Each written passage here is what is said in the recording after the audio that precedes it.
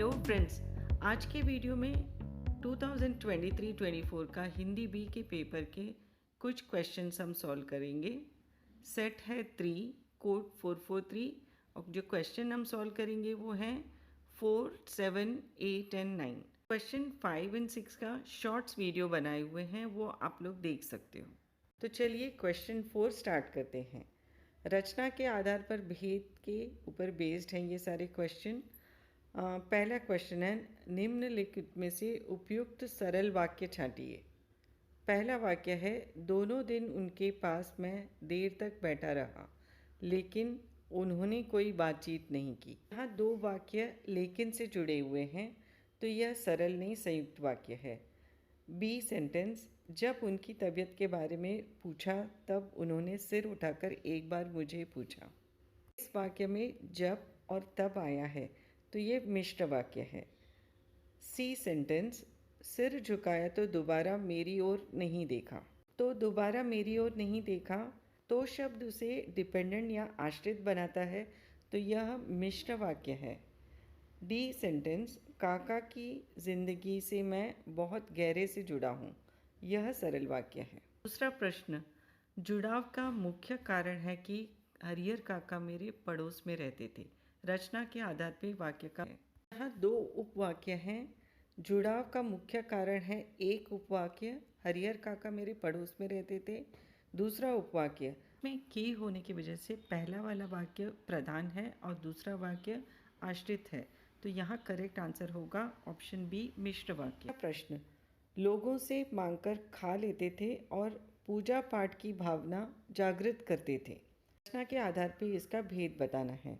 तो यहाँ पर भी दो उपवाक्य हैं जो और से जुड़े हुए हैं, इससे कोई भी आश्रित वाक्य नहीं है, तो इसका करेक्ट आंसर है ऑप्शन सी, संयुक्त वाक्य। प्रश्न में हमें मिश्र वाक्य छांटने के लिए कहा गया है। पहला वाक्य है, गांव की कुल आबादी 2,500-3 हज़ार होगी, तो यह सरल वाक्य है। गांव के पूरब में ठाकुर जी का जो विशाल मंदिर है उसे गांव के लोग ठाकुरबाड़ी कहते हैं। यहाँ जो और उसे आए हुए शब्द इस वाक्य को मिश्र वाक्य बनाते हैं।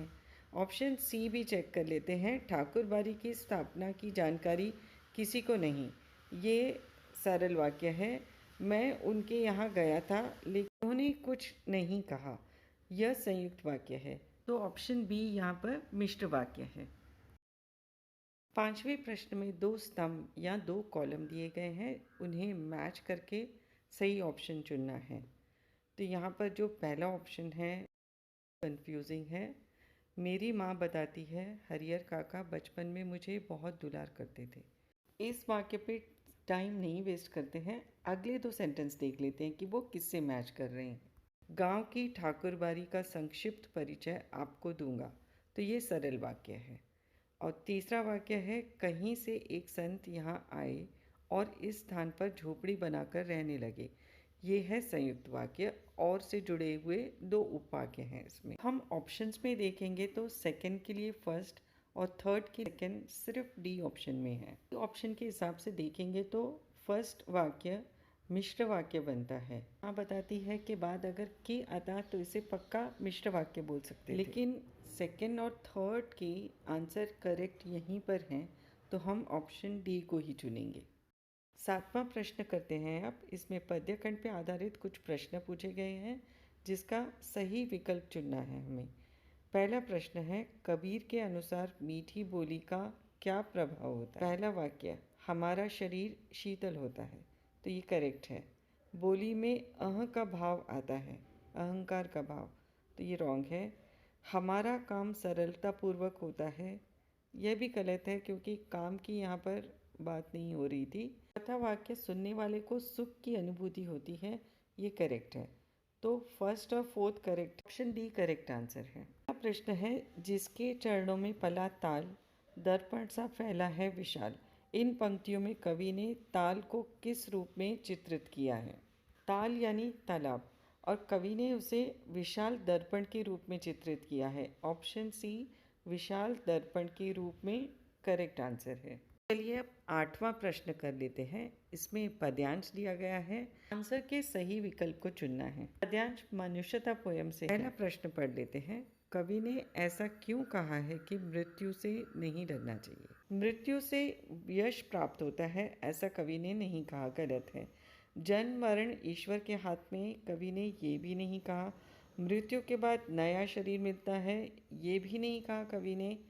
मृत्यु तो अवश्यम भावी है, हाँ ये करेक्ट आंसर है। ऑप्शन डी, मृत्यु तो अवश्यम भावी है, यानी मृत्यु तो अवश्य होगी, इसलिए उससे डरना नहीं चाहिए, ऐसा कवि ने कहा है। अगला प्रश्न, कवि कैसी मृत्यु को सुमृत्यु कहता है? पहला, बिना किसी पीड़ा के हुई मृत्यु, रॉन्ग है ये। अपनों के हित प्राप्त होने वाली मृत्यु, सिर्फ अपनों की बात नहीं हुई है, यहाँ सभी के लिए कहा गया है। नेक्स्ट ऑप्शन है महान उद्देश्य के लिए मरने वाली मृत्यु, तो हाँ ये सही ऑप्शन है। नेक्स्ट वाला सेंटेंस भी देख लेते हैं, स्वार्थ सिद्ध करते समय हुई मृत्यु, ये विकल्प गलत है। करेक्ट आंसर है ऑप्शन सी, महान उद्देश्य के लिए मरने वाले की मृत्यु को सुमृत्यु कहा गया है। कवि ने ये कहा है कि कुछ ऐसा करो कि लोग मरने के बाद भी याद करें, यानी किसी महान उद्देश्य के लिए मृत्यु होगी तो वो सुमृत्यु होगी। अगला प्रश्न है, कैसी मृत्यु व्यर्थ है, यानी उसका मरना वेस्ट है? पहला वाक्य, देश हित प्राप्त होने वाली मृत्यु, तो ये व्यर्थ नहीं हो सकती। अगला वाक्य है, जिस मृत्यु को याद न किया जाए, तो कवि ने मनुष्यता में यही बताया है कि जिस मृत्यु को याद न किया जाए ऐसी मृत्यु व्यर्थ है। अगले ऑप्शंस भी देख लेते हैं। दूसरों के लिए संघर्ष करते हुए प्राप्त मृत्यु, तो कवि कहते हैं कि दूसरों के लिए अगर मृत्यु हुई तो वो सुमृत्यु है, और मृत्यु के बाद जो हमेशा याद रहे वो तो सुमृत्यु है ही। तो करेक्ट आंसर है, जो मृत्यु व्यर्थ है वो है जिस मृत्यु को याद न किया जाए, ऑप्शन बी। अगला प्रश्न, पशु प्रवृत्ति क्या है? और उसके विकल्प हैं। पहला, अपने लिए जीना खाना। कविता में कवि ने यही कहा है कि अपने लिए जीना खाना पीना ये पशु प्रवृत्ति के समान है, तो ऑप्शन ए करेक्ट आंसर है। अगला प्रश्न है, कौन सा या कौन से वाक्य पद्यांश से मेल खाते हैं या खाता है? पहला, उदार मनुष्य दूसरों के लिए जीता मरता है, तो ये सही है। पशु प्रवृत्ति को समझ के साथ अपनाना चाहिए, गलत है। मनुष्य जीवन की सार्थकता परोपकार में है या दूसरों की भलाई करने में है, ये सही है। जीवन में कुछ पाने के लिए स्वार्थी होना पड़ता है, गलत है। तो करेक्ट सेंटेंसेस हैं 1 और 3। ऑप्शन सी 1, 3 करेक्ट आंसर है। ये अब नवा प्रश्न कर लेते हैं। गद्य खंड पर आधारित कुछ प्रश्नों के उत्तर लिखने हैं। कौन सा वाक्य या कौन से वाक्य कारतूस एकांकी से मेल खाते हैं? पहला है, वजीर अली की आज़ादी बहुत खतरनाक है, तो ये सही है। वकील ने वजीर अली की बात ध्यानपूर्वक सुनी और सहायता का पूरा आश्वासन दिया, नहीं ये बिल्कुल गलत है। अगला वाक्य है, इसका मतलब कंपनी के खिलाफ सारे हिंदुस्तान में एक लहर दौड़ गई, ये करेक्ट है। लेफ्टिनेंट के अनुसार वजीर अली को पकड़ना बहुत सरल है, तो ये गलत है। यहाँ पहला और तीसरा वाक्य एकांकी से मेल खाते हैं, तो ऑप्शन बी 1, 3 ये करेक्ट आंसर है। अगला प्रश्न है, तंतारा वामिरो कथा में तंतारा की कौन सी विशेषताएं उभर कर आती हैं? पहला, मिलनसार, संवेदनशील, चालाक। संवेदनशील बोल सकते हैं लेकिन चालाक नहीं। दूसरा ऑप्शन बी में संवेदनशील, साहसी, निर्दयी। पहले दो करेक्ट हैं, निर्दयी नहीं है। नेक्स्ट डी सी में है नेक, साहसी, मददगार, तो ये तीनों क्वालिटीज़ हैं, उसकी विशेषताएं हैं। डी को भी देख लेते हैं, साहसी, मददगार, निष्ठुर। साहसी मददगार है लेकिन निष्ठुर नहीं है, तो करेक्ट आंसर है ऑप्शन सी, नेक, साहसी, मददगार।